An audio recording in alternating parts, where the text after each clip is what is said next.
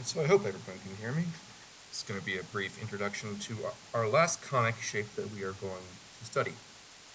The basis of it is if we have this line right here and this point above the line, they have names in this instance. We have this line is called the focus, and this line down here is called the directrix.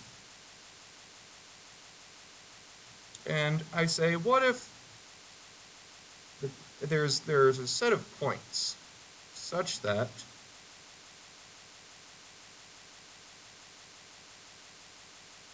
the distance from these points to the focus is the same distance as the distance from that point to the directrix. So like if you'll imagine that these two blue distances are the same, and then we do the same sort of thing. I know this isn't the best visualization of it. There would be a certain curve that would be created from that, as long as these pairs of blue lines have equal distances. And what that would create is what we call a parabola, and it is the last instance of a conic section that we are going to be dealing with. So it's defined as the locus of points equidistant from a focus, which is a fixed point, and a directrix, which is a fixed line. That is what a parabola is. Okay, this is a better visualization of it. Okay, well, we have the focus here and the directrix here. Well, here's a point on the parabola. We are given that, oh, that has the same distance as that. Same thing, this has the same distance as that, and so on. If we were to do a cross-section of a cone to get that, it would just be a slice that touches the bottom or top of the cone, however you want to see it, depends on its orientation. Then it goes through one of the curved sides out.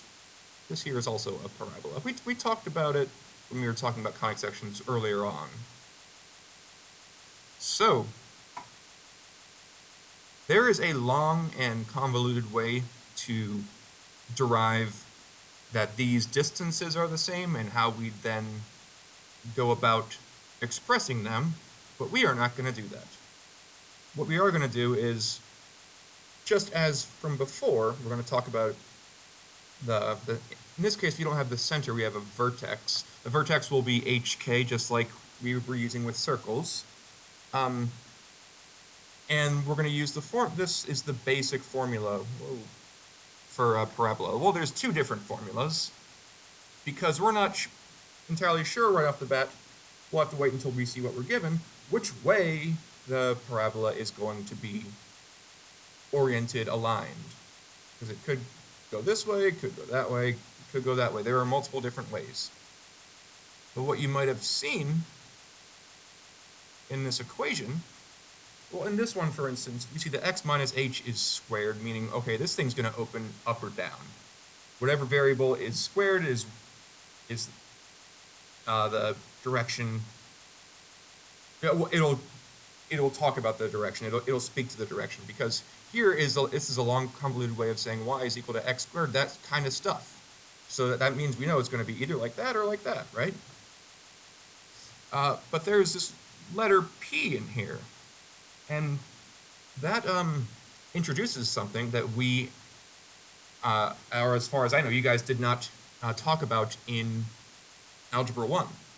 So this distance p will give us, okay, if here's the center and here's the focus, the distance between the center, the vertex and the focus, that distance is that letter p. Then similarly, the distance between the vertex and the directrix, keep in mind this is going to be a perpendicular distance. It will also be p. So they are equidistant. So then if we want to say the distance between the directrix and the focus, it would be 2p. So we are able to deduce this from the equations that we get. Whoa, okay. Let me erase a little bit.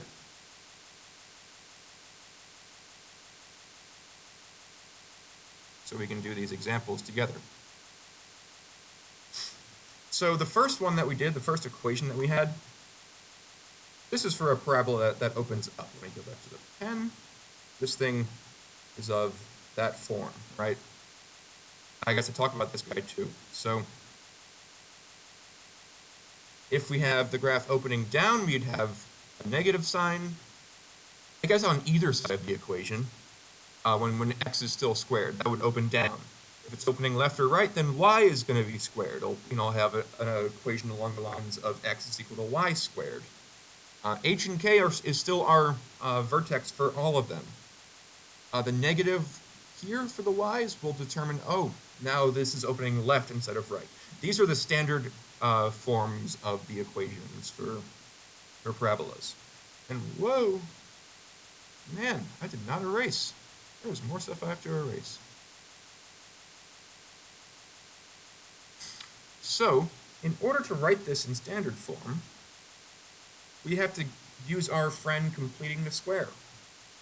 Because we want a quantity x something squared, right? So we're going to write this as, okay, x squared minus 4x plus something is equal to minus 12y minus 16. Well, what number here will we need to complete the square? Well, let's remember that process. For the number that would go down here, it would be a minus 2, because we divide that guy in half. That means to go from here to here, we take this negative 2 and we square it. This will be a 4. So in order to add this 4 on this side, you got to add 4 on this side as well. So we'll have x squared minus 4x plus 4 is equal to minus 12y minus 12. I'll simplify that. So then I can rewrite this as on the left side as x minus 2 quantity squared. And now what I'm going to do is factor this side here on the right. What do these guys have in common? Well, they both are multiplied by 12, actually a negative 12, so I'm going to do that. So we'll say negative 12, and then what's left over? Well, what's left over is a y and a plus 1. So now this is in standard form, and we're asked to identify the vertex. Well, our vertex is just this hk that we're used to from this stuff up here. So that means our vertex is 2, negative 1. Remember, so we flip that 2, flip that plus 1. Okay. Last example that we did, it says write this guy in standard form. So what we're going to do is we're going to first separate the x's and y's on each side of the equation. So I'm going to subtract these guys to the other side. So we'll have x squared plus 2x is equal to 16y minus 33. Now I need to complete the square over here. X squared plus 2x plus something is equal to 16y minus 33. Well, what do I need to add here? So let's think about what we're going to be needing. So to get down here, I divide this by 2 again. So we'll have x plus 1. Then to get over here, I square it, remember? 1 squared is just 1. To add 1 on this side, I got to add 1 on this side. So I'll rewrite this again. X squared plus 2x plus 1 is equal to 16y minus 32. Also keep in mind, this thing's going to most likely open upwards because the x is what's squared. It could open downwards, I doubt it though. Let's now factor this guy. It'll be x plus 1 squared. Let's factor this guy. What do they have in common? They have 16 in common. 16, and then what is 16 times what gives us 16y? It's just a y. 16 times what gives us negative 32? It'll be a minus 2. So we have the vertex now of negative 1 comma 2, but we need to find the focus point. So we know this thing is going to be opening up, and here's going to be the point negative 1 comma 2. The focus is going to be right about here, but the way we find that is, remember we have our form of 4p is in all of these. 4p. So we have that 16 in the part where 4p is. So we're going to say 4p is equal to 16 and solve for p. The way we do that is just by dividing by 4, right? So p is equal to 4.